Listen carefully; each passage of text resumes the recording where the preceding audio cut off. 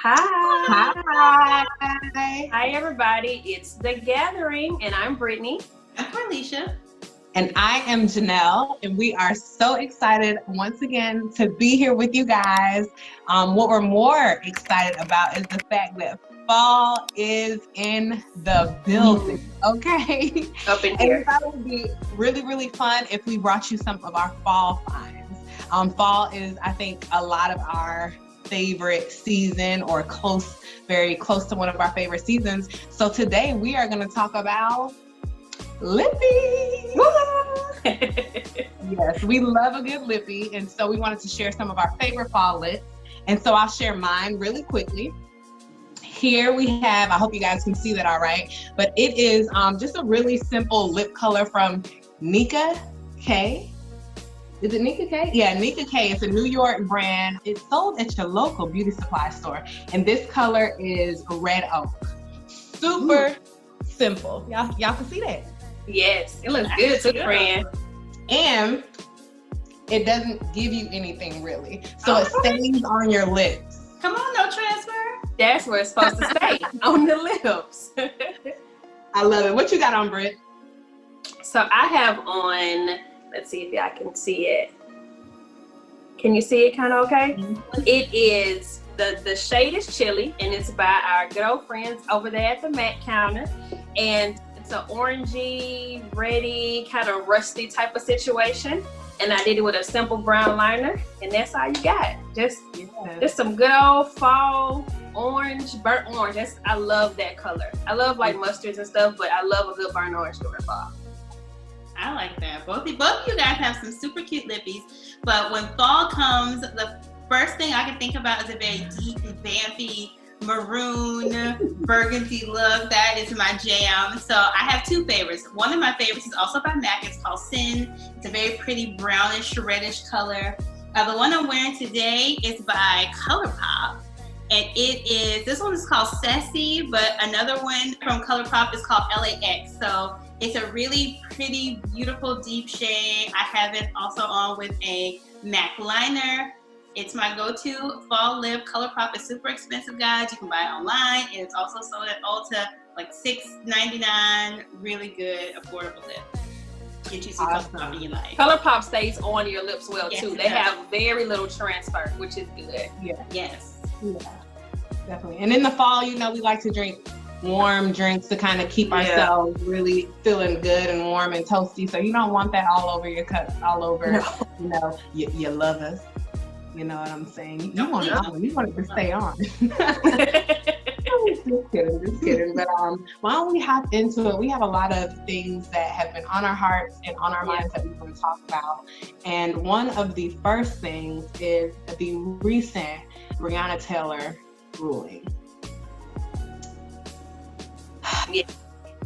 That one I think it just sits heavy on our hearts. We collectively, so we the gathering, we the world, have been really just rallying behind everything that has gone on when it comes to Breonna Taylor and this whole ordeal. And so recently, one of the 3 officers was charged with wanton endangerment. And so I wanted to share just a little bit about what that really means, because I think that in all situations, knowledge is powerful, and it empowers you to just know what's happening, that you're a part of the movement and from an informed perspective. And so, like I said, one of the 3 police officers were charged. It's a felony charge in Kentucky that could carry up to 5 years in prison, up to 5 years. And so, but I think one of the biggest questions, people were just wondering, what does that have to do with her case, And unfortunately, it is not related to her actual death. The 3 counts of wanton endangerment are tied to the shots fired into the neighbor's apartment. So it really just only captures the missed shots, the bullets that did not end in her body that resulted in her unfortunate demise, her death.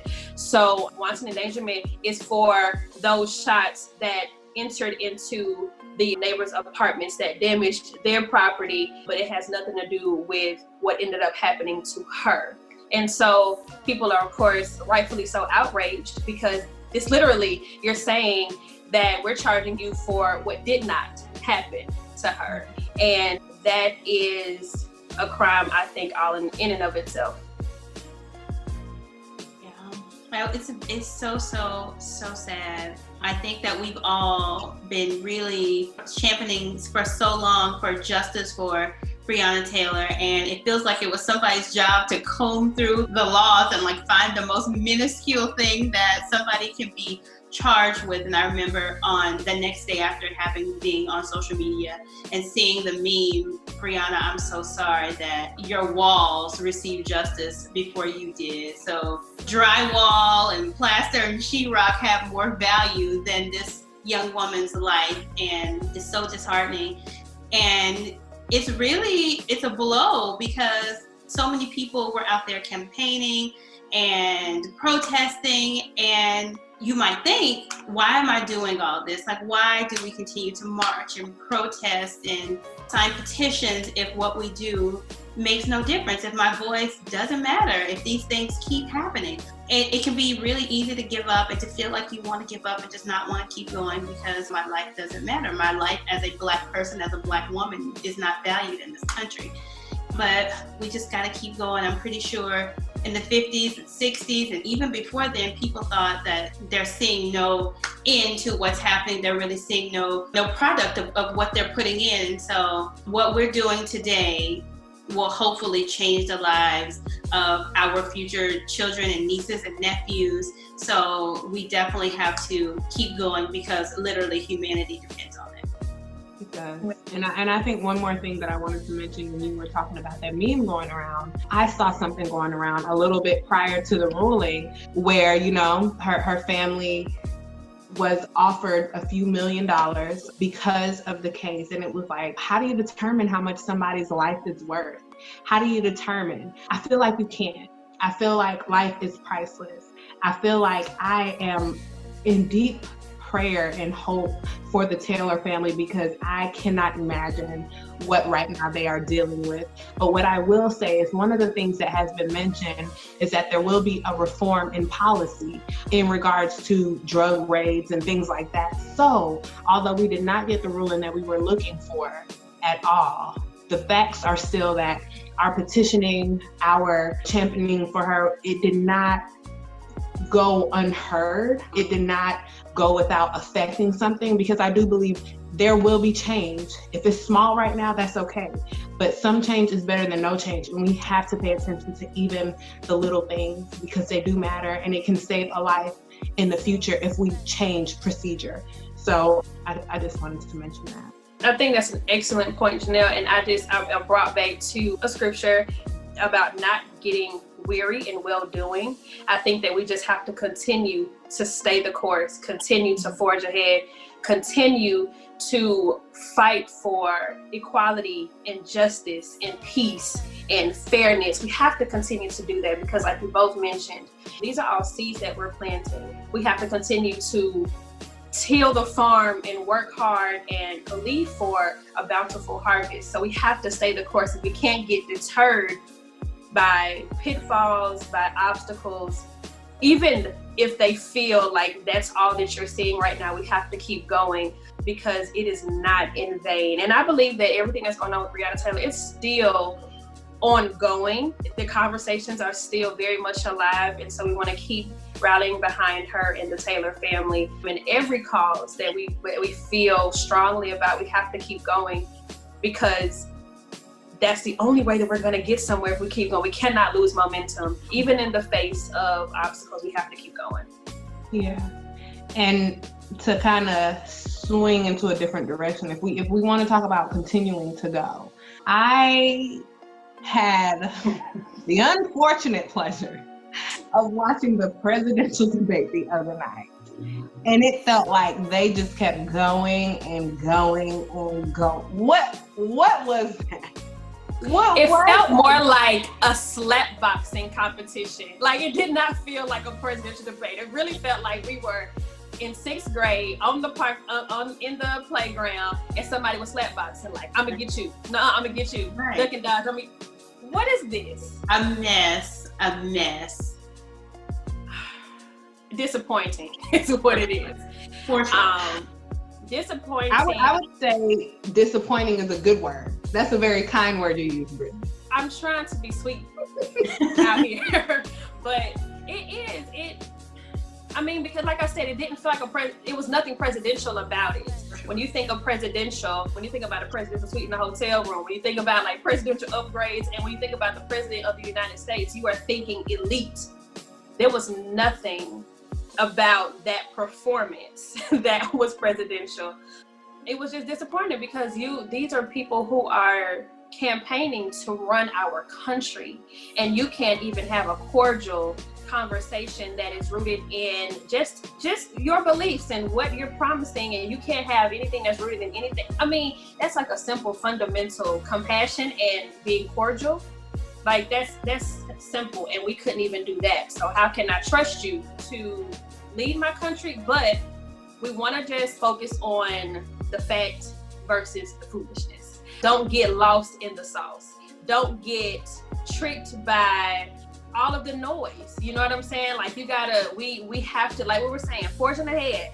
And we know we have to cast our vote. We have to let our voices be known. I have to show up at the polls, especially now, because, you know, like, I yes, it's my vote, it's my one vote, but my vote and your vote and your vote and everybody else's votes, we have to show what we feel, and we have to like make sure that we are qualifying and quantifying our voices out here, even amidst all the mess. Like I can't get distracted by it. And I would urge everybody not to get distracted. Foolishness versus facts, people. The fact of the matter is we need you at the polls because we have to continue to forge ahead if we're going to see any continued change in our country. And all the other stuff, I'm just gonna change the channel. Yeah. And I don't think that it's even at this point, I don't think it's about having the best option. I think it's about having a different option. Period. Like it ain't gotta be the best. We ain't had the best. Can we just try something else? Like, let's just try something else. That's where I am. And I think watching the debate, I'm familiar with how President Trump acts in conversations. I'm familiar with how he acts when certain things that he's decided on is questioned. I was a little unfamiliar with how Joe Biden was acting. I feel like he was like, come on over, like, come on into the pit. You know, I feel like he kind of got sucked into a very childish game with Trump, and that was unfortunate. However, I've never had to be a part of a presidential debate. So I'm not even going to harp on him too tough because I don't know what that pressure feels like. I don't know what it feels like to be in that moment. All that I do know what it feels like is these last few years that we've had with our current president. And I just know that I want to feel something different. And in order for me to be a part of any type of difference, I know that I have to take action. That action is voting. And we are literally on bended knee asking all of our viewers, all of our friends, all of our family to vote. Vote. Vote. Please. Yes. One more time. Vote. People in the back. For the people that couldn't hear you. Right. Vote. Yeah. Please. Yes. Yes, for sure. And wear your mask. Okay. Sorry. Okay. That part. Just want to say it. And wear your mask. It matters, people. It matters. It matters. Masking up matters. It's for you, it's for me, it's for us. Let's just wear our mask, please. And that can be that. Don't just keep it in your pocket. Don't keep it in your pocketbook. Don't keep it in your vest. Don't just wear it. And don't wear it up under your nose. Right. Cover up there. Yeah. Or underneath your chin, because this is contaminated. So you have to keep it. You know. Oh, what else for? Okay. But yes, wear your mask and please show up to the polls because it does matter. Even if it doesn't feel like it, it matters. And we have to just continue to lift our voices till it sounds more like a resounding, beautiful, harmonious voice. But until then, lift your voice. Yeah. So speaking of lifting voices, a voice that we know and love, and his wife actually had a recent loss. We are talking about Chrissy Teigen and John Legend. we are so sorry and so taken about the loss of your third child. That hit me really hard this week. And I know we all three kind of discussed it, and we all had like different feelings about it, but the overall feeling was grief and sadness. And I think a lot of people felt that across the nation. Yeah. And that's the thing with grieving publicly. So they're in the public eye. So your highs are celebrated publicly and your lows are advertised and shared publicly. And it is a very delicate dance, but it is not smooth by any means. Like it has ups and downs and ins and outs and twists and turns, and you don't really foresee it until it kind of hits you. And public grief can be really tricky because now you are vulnerable to the outpour of support and to some of the criticisms. When it first happened, we were talking about it, as we often do. We start talking about things, and so after we talked about it, I went onto social media, and it was on everybody. Everybody was talking about it, and then I went to their individual pages, and I noticed that even they're having the same exact experience, but the way that they're publicly grieving is different. So on Chrissy Teigen's page, there were pictures. On John Legend's, there was nothing, at least at that time. So I think that that indicates that everybody goes through their process, and you need to give people room to go through their process. So it doesn't mean that it impacted him any less. He just chose to publicly display it differently. And then on her page, initially, I was a little taken aback by some of the rawness of the pictures. I was like, Chrissy, that was, but then I had to check myself and say, it wasn't too much of anything. It was too right for her at the time. It was what she needed. And so it is not up for me or anybody else to determine what is right for you in your grieving process. At first I was like, there was a picture of her sobbing, and I was like, oh, that is a lot, but she wanted to share, and it's her experience. And so I think that the best thing you can do for somebody that's grieving is to support their process in whatever it looks like at the different times, because it will look different at different times too. So I had to check myself and say, Brittany, no, it wasn't too much. It was exactly what she needed to share and do for her special time. And if we're invited into that, all she needs is our support. Yeah. It was definitely tough to watch someone go through that, because if you follow her on social media or just follow any of the sites, then she had been kind of documenting this pregnancy along the way. And so I think that we were all in there with her and hoping that things would have a better outcome, but that's not what happened. And so certainly our thoughts and prayers are with that family. Like Brittany, I sometimes think no one would think any differently if she were to say, my family and I would like some privacy at this time, as other celebrities do sometimes when they go through grief and loss. But there is no wrong or right way to grieve. It looks different for everyone. And I feel like miscarriage and birth issues are something that's really common. It's very common among women, and I think it emphasizes, no matter if you are a celebrity with the best medical care in the world, or if you're just a regular everyday person going down to the health department, like it impacts people of all walks of life. Like no one is exempt from that, and it's tough. It's really tough, and we, like I said, we offer our thoughts and prayers to her. Yeah, and Corlisha, you're 100% right. It's extremely common. I think it's more common than people know. I've even found some data that shows that 1 out of 5 pregnant women have a miscarriage. 1 out of 5, and that rate can actually be higher because a lot of times miscarriage happens before the person even knows that they're pregnant, and it's because your menstrual cycle will come and wash that baby away, and it's something that the body does sometimes, like just not knowing. So the fact that 1 out of 5 pregnant women, that's 20%. That's if we had 2 other girls on this gathering, we were all pregnant at the same time, there is a chance that one of us could lose a child. And that is rough. to understand. I think if you don't know you're having a miscarriage, that can even be sad. I think when it's kind of early on, you're not fully attached yet, that can be sad. But when you are as far along as Chrissy Teigen was, when she has started to incorporate this child into her world, introduce they this started child, to call the baby a name.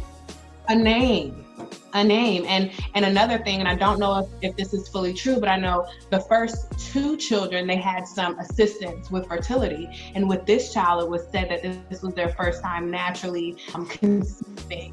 And so, you know, motherhood is one of those things that from the moment you find out you're pregnant, it is so much mental, spiritual, emotional, physical responsibility that you take on, knowing that you are in charge of producing, of nurturing, of carrying a life. And so anything that happens to that child while it's in you can make you feel responsible. And so we again are just hoping and praying and wishing just wellness, positivity. Yeah. We are hoping for healing for this family. We know how much John and Chrissy love their children. And I even felt the love for this child. We're gonna call him Jack because that's what they were calling him. But we are really, really hoping that they're able to bounce back as best as can be expected from this.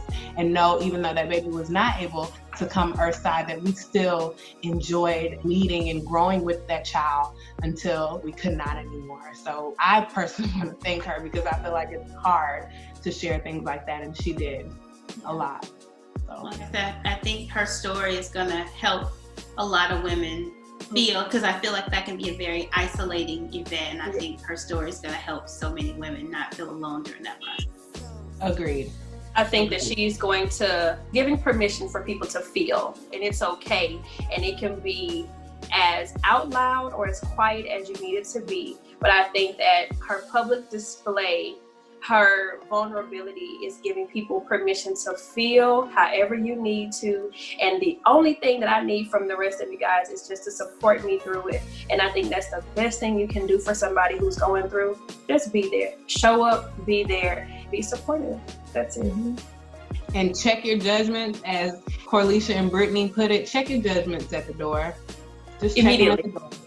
Yeah. You know how you leave your shoes at the door because you don't want to walk through and mess up nobody's carpet? Judgment sits where them shoes sit at the door. Don't you bring them in here. Don't you bring them in here, because I don't need you muddying up my grieving process. Don't you muddy up these floors. Don't you do it. So leave it at the door. I don't know where they've been. I don't know where they've been. So just leave that. Leave it there. Leave it there. Speaking of leaving things at the door, y'all, we are in Q4, leaving things at the door. You know what I'm saying? We in Q4. We are in the last quarter of the year. We are in the 4th quarter of the game, okay? And we are playing to win. 2020 has had a lot of losses. There's been a lot of loss. 2020 has built our muscle. But you know what? I really think it's preparing us for 2021. So what are some of the things, you guys, that we are wanting for the end of this year? What do we want, guys? I know that every 4th quarter of the game, that's when my anxiety is through the roof. Like, Qs 1 through 3, you're setting it up. You're trying your best to set up for like a smooth finish. I just want this game to be in the bag. Some people leave during the 4th quarter if they like have such a crazy lead.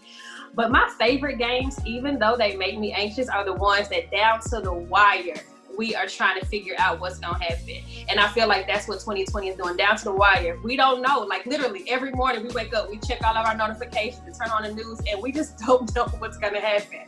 But we're hopeful for a strong finish. So I think that what I want for everybody, including myself, is a strong finish. We have had a lot of twists and turns, a lot of delays, a lot of things that just have not gone our way. And Qs 1 through 3, we thought we were setting it up for a slam dunk in, and I could have been in my car, headed back, beating the traffic. No, I must sit in that seat, and I gotta stay there to the end because there's probably a buzzer beater that's on its way, that type of thing. Like, so I think for me that strong finish is what I'm focused on, making these last 3 months the absolute best 3 months of the entire year. So in all of the ways, spiritually, physically, emotionally, financially, let's just recover what we think may have been lost and planning for the rest of this year and beyond to go a lot better than the previous 9 months. Right. What about you, Corley? Agreed. I completely agree with you, Brittany. I was in a couple of meetings earlier this week, and on a couple of occasions, I heard people say, like, I am ready to throw 2020 in the trash can, file 13, come on 2021. And then I thought to myself, I mean, agreed. I'm ready for a fresh start, but 2020 is not over. No. And if you don't take care of the things that you need to now, your 2021 is going to look very similar to your 2020. So to not just throw, okay, the 2020 is over, done. I'm not doing nothing else. I'm not trying nothing else. I'm just ready to start new. But now in Q4, take care of your physical health. Take care, and that includes, wearing our masks, social distancing, taking care, being as cautious as we can, taking care of your finances, taking care of your mental and physical health, taking care of your family, all the things that we kind of lost track of in dealing with quarantine and dealing with all of the injustices. I feel like we just kind of let a lot of things go. But now is the time to kind of recoup some of the things that we lost and really get a hold on things for 2020. So for 2021, we go into it knowing exactly where we are, and we actually have a fresh start mentality as opposed to just stuff from this year just carrying over into the next year. So definitely finishing strong, but really wrapping up all of the things that we need to for this year. Yes, I completely agree with both of you. Finish strong, wrap up 2020 with a bow, and maybe with a lock and a chain. Maybe put a cement block on it and throw it in the sea. But one of the things that I think that I want to do, because I know a lot of people are ready to be done with this year, but when I look back on this year, lately I've been trying to focus on intentionality as well as just gratitude. And I am grateful for a few things this year. I've been able to get closer to my family this year, even though I had the opportunity to physically be closer with my family in other years. This year, it's like we set intentions to communicate. We set intentions to video chat. We set intentions to reach out, because we didn't know what this year was going to hold. People, we were losing people, a lot of people, and we were losing things, and people were losing jobs, and there was just a lot of loss. And in the middle of that, my family and I were able to get closer. I was able to get close to my husband. We ain't had no choice to do so much together. And honestly, there was a little part of that was rough, because you don't realize how little time you spend with somebody until you have to spend a lot of time with them. And we learned a lot about each other, and we really grew closer. And then there's this thing that I've developed, and it's like this peace that I've had. I've kind of said goodbye to traffic as much as I had at the beginning of the year and last year, because now I'm teleworking and staying home and waking up being by myself and just being able to talk to God. That's something I like to do. And I was able to find peace in a different way this year. Was it forced upon me slightly? Yeah, but that's okay. There's nothing wrong with that, because at the end of the day, it was something that I was able to really grow from, and that peace really fed me throughout this year. If I didn't find any, I quite frankly lost my mind, and I'm just happy that I did it. So there are some good things that we all can pick out in 2020. Yes. And even if it's hard, that's your homework. After this Gather Gang, we asking the whole Gather Gang to pick out something good out of 2020. For the rest of Q4, wake up in the morning, set your intentions for the day, but also speak those gratitudes out loud. It will do a wonder for your mindset. It'll do a wonder for your spirit. It will do a wonder for your day. Okay? So, anything else you guys want to share? No, I agree. But do your homework, because that was great homework now. That was great homework. Comments your 2020, one thing that was good about 2020. Definitely. Yes, we want to see them below in the comments. We gonna be looking for it. If we see that you viewed this video, we gonna ask you what your gratitude is.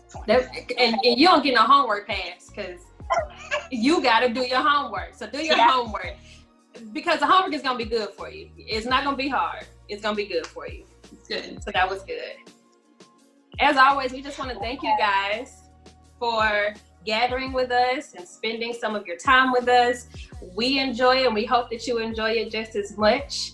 And until next time, we bid you adieu. Bye.